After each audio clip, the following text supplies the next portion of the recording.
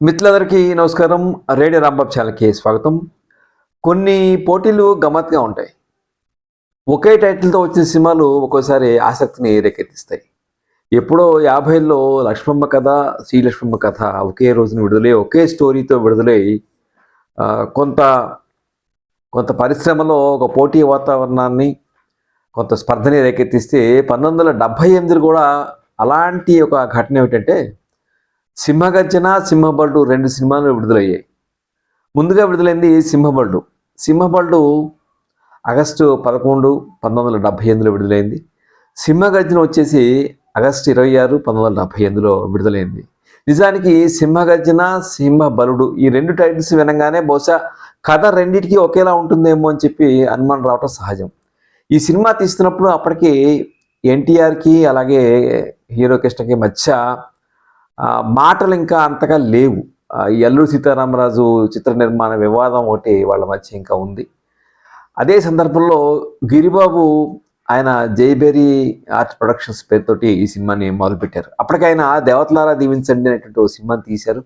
రెండో సినిమా ఒక జానపద చిత్రం తీస్తే బాగుంటుంది, మాయలు మంత్రాలు లేకుండా అన్నట్టుగా మొదలుపెట్టినప్పుడు ఇలాంటి సినిమాకి ఒక మాస్ హీరో అయితే బాగుంటుందన్న ఉద్దేశంతో ఆయన కృష్ణ గారిని అప్రోచ్ అవ్వటం, కృష్ణ సోదరులు హనుమంతరావు గారు, శేషగిరిరావు గారు ఆ కథ విని ఓకే చేయటం, కృష్ణ గారు కూడా కథ విని ఇందులో 2 హీరోలు ఉన్నారు, ఇద్దరున్నారు హీరోలు, ఒకళ్ళు మంత్రి కొడుకు, ఇంకోళ్ళు రాజు కొడుకు, మీరు ఏది కావాలంటే అంటే మాస్ హీరోగా యువరాజు ఉంటాడు, కొంచెం యాక్షన్ పరంగా ఉండేది మంత్రి కుమారుడు పాత్ర అన్నప్పుడు ఆయన రాజ్ కుమారుడు పాత్రని వేయడానికే ఇష్టపడ్డారు. ఈ సినిమా షూటింగ్ జరుగుతున్నప్పుడు అప్పుడు ఎన్టీ రామారావు గారు, రాఘవేంద్రరావు గారి కాంబినేషన్లో 'సింహబలుడు' సినిమా కొనసాగుతుంది. అది డివిఎస్ రాజు గారు ఆయన నిర్మిస్తున్నారు. రాఘవేంద్రరావు గారు కూడా అది మొదటి జానపద కథా చిత్రం. సో దాంతో ఎప్పుడైతే సినిమా టైటిల్స్ అనౌన్స్ చేసినప్పుడు అది 'సింహబలుడు', ఇది 'సింహగర్జన' అని ప్రకటించారో అందరికీ అనుమానం వచ్చింది ఏమిటంటే నిర్మాత నటుడు గిరిబాబు మరి ఎన్టీఆర్కి వ్యతిరేకంగా అదే కథతో కృష్ణన్ పెట్టుకుని తీస్తున్నారు అని చాలామంది అనుకోవటం, ముఖ్యంగా మరి ఎన్టీఆర్ ఆయన వర్గం వాళ్ళందరూ అనుకోవటం, దాంతో గిరిబాబు గారికి వెళ్ళి ఏదో రకంగా ఈ కన్ఫ్యూజను లేదంటే ఒక అపోహని దూరం చేస్తే కానీ లాభం లేదు అనుకుని ఆయన ఒకరోజు పొద్దున్నే 6ంటికి ఎన్టీఆర్ గారింటికి వెళ్ళారట.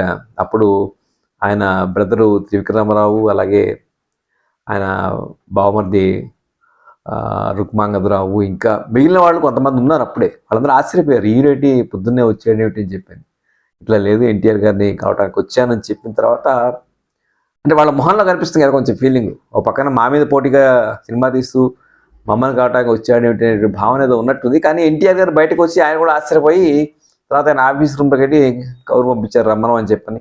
లోపలికి వెళ్ళిన తర్వాత గిరిబాబు గారు నాకు 5 నిమిషాలు టైం ఇవ్వండి, నేను నా సినిమా అలాగే మీ సినిమా 2 ఎందుకు వేరు వేరో మీ కథ చెప్పి వినిపిస్తానని చెప్పి మొత్తానికి 'సింహగర్జన' కథ ఇది అని చెప్పిన తర్వాత ఎన్టీఆర్ గారికి ఆయనకి అప్పటిదాకా ఉన్నటువంటి ఒక కోపం పోయి నిర్మలంగా అయిపోయి ఓకే బ్రదర్ బాగా తీయండి సినిమా అని చెప్పి పంపించారట. సో ఇది 'సింహబలుడు', 'సింహగర్జన' ఈ చిత్రాల మధ్య ఉన్నటువంటి కొంత ఆ రోజుల్లో ఒక వివాదం చెలరేగింది. కథాపరంగా చూసినా, టేకింగ్ పరంగా చూసినా ఒక్క టైటిల్లోనే పోలిక తప్పిస్తే మిగిలిన విషయాల్లో కాదు. ఉదాహరణకి 'సింహగర్జన'లో కొంచెం మనకి 'బాహుబలి' టైపు స్టోరీ కనిపిస్తుంది. ఇక్కడ కూడా రాజుకి పిల్లలు లేనప్పుడు ఆయన బావమరిది కొడుకుని పెంచుకుంటూ ఉంటే రాజు కొడుకు జన్మనిస్తే, రాజుకి కొడుకు పుడితే ఆ మహారాణి దగ్గర నుంచి ఆ పిల్లవాడిని ఏదో రకంగా దూరం చేయాలి, లేదంటే చంపేయాలి అనేటువంటి ప్లాన్ వేయటం ఈ మహారాజు బావమరిది, అతని మంత్రి. సో దాన్ని గమనించినటువంటి ఈ రాజు మంత్రి గుమ్మడేశారు. ఆ కుర్రవాడిని తీసుకుని అక్కడి నుంచి పారిపోతాడు ఆయన. సో మనకి వెంటనే 'బాహుబలిలో' ఆ సీన్ గుర్తుకొస్తుంది మనకి కదా. 'బాహుబలిలో' రమ్యకృష్ణ ఆ చంటి పిల్లాన్ని తీసుకుని పారిపోవడం సీన్ గుర్తుకొస్తుంది. సో అలా ఈ రాజు కొడుకుని తీసుకుని మంత్రి వెళ్ళిపోతాడు. మంత్రి భార్య వాళ్ళ కొడుకుంటాడు, ఆ కొడుకుని తీసుకుని ఆవిడ వెళ్ళిపోతుంది. సో ఈ రాజు కొడుకుని తీసుకున్న గుమ్మడి కొడుకుగా శివవర్మ అతను పెరుగుతాడు. అలాగే మంత్రి కొడుకుని తీసుకుని, అంటే తన కొడుకుని తీసుకుని వెళ్ళిపోయినటువంటి మంత్రి భార్య అతను కేశవవర్మ, శివకేశవులు అనమాట. పగలు రాత్రి అని చెప్పి వాళ్ళకి పేర్లు పెట్టడం జరిగింది. సో ఈ ప్యారలల్గా మోహన్ బాబు, శరత్ బాబు వాళ్ళిద్దరూ ఇంకో రాజ్యం యువరాజులు, వాళ్ళు దాష్టికం చేస్తూ ఉంటారు.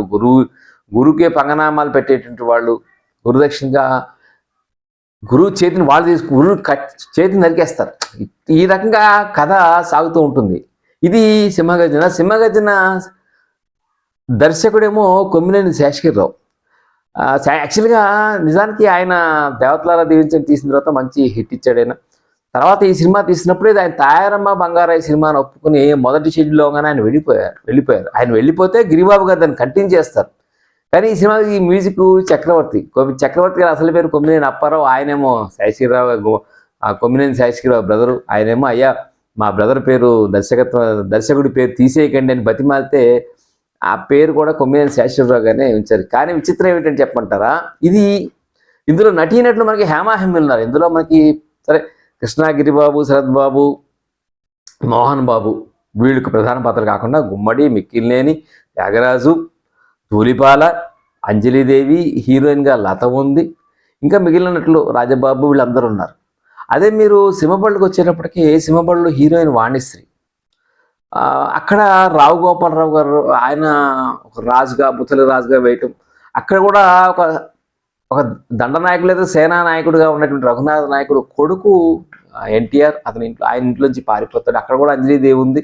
ఇక్కడ కూడా విలను మోహన్ బాబే. గమ్మత్తుగా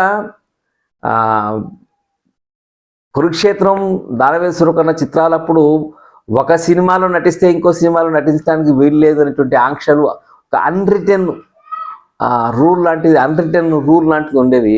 ఇక్కడ ఇందులోనూ కామన్గా ఉండే యాక్టర్స్ కొంతమంది ఉన్నారు. ఫర్ ఎగ్జాంపుల్ ఇక్కడ రావు గోపాలరావు చిన్న పాత్ర, అక్కడ పెద్ద పాత్ర అనుకోండి. అంజలిదేవి అక్కడ ఉంది, ఇక్కడ ఉంది ఆవిడ. మోహన్ బాబు అక్కడ ఉన్నాయి, ఇక్కడ ఉన్నాయి, ఇట్లా కొన్ని ఉంటాయి.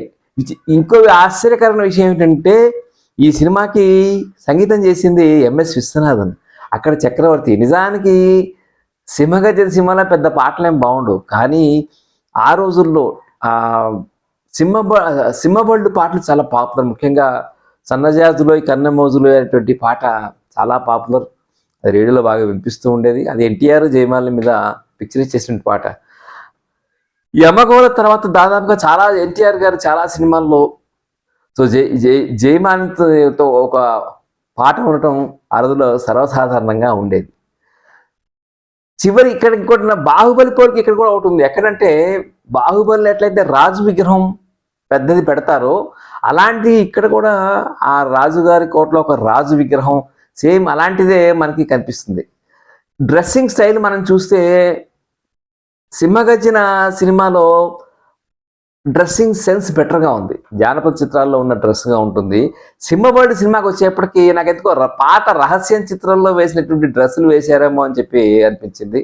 ఇలా రెండు చిత్రాల్లో అనేక పోలికలు. ఇక్కడ సింహగర్జనకేమో మనం ఊహించినట్టుగా జంజాల మాటలు రాశారు. జంజాల అంటే హాస్యం కదా, అలాంటి జంజాల సింహగర్జనకి మాటలు రాస్తే దానికేమో నసరాజ్ గారు మాటలు రాశారు సింహబళ్ళకి. మొత్తానికి ఈ రకంగా ఈ ఇంకొక గిరిబాబు గారు ఎప్పుడో ఒకసారి చెప్పారు, ఒకసారి సచిత్ర వారు డిస్ట్రిబ్యూషన్ తీస్తున్నారు సింహబళ్ళు.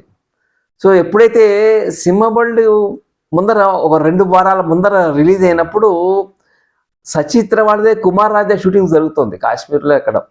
అప్పుడు ఈ సినిమా టాక్ అంతగా లేదని చెప్పినప్పుడు గిరిబాబు గారు హడావిడిపడి తన సినిమాని ఆయన ఆగస్టు 26కి రిలీజ్ చేయగలిగారు.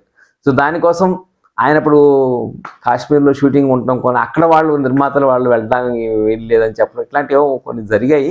అయినా కూడా విచిత్రంగా సింహగర్జన సింహబళ్ళు 2 పోటీ పడినప్పుడు సింహబళ్ళు ఎందుకు ఎక్స్పెక్టేషన్స్ మీట్ కాలేకపోయింది, లేదంటే ఆడియన్స్ ఎక్స్పెక్టేషన్స్ రీచ్ కాలేకపోయింది అనిపించినప్పుడు స్క్రీన్ ప్లే గ్రిప్పింగ్గా లేదేమో అనిపించింది. మనకి సింహగర్జన సినిమా చూస్తే స్పాన్ చాలా పెద్దగా ఉంటుంది. అందులో ఇట్లా ఇద్దరు హీరోలు పగలు రేయి అన్నట్టుగా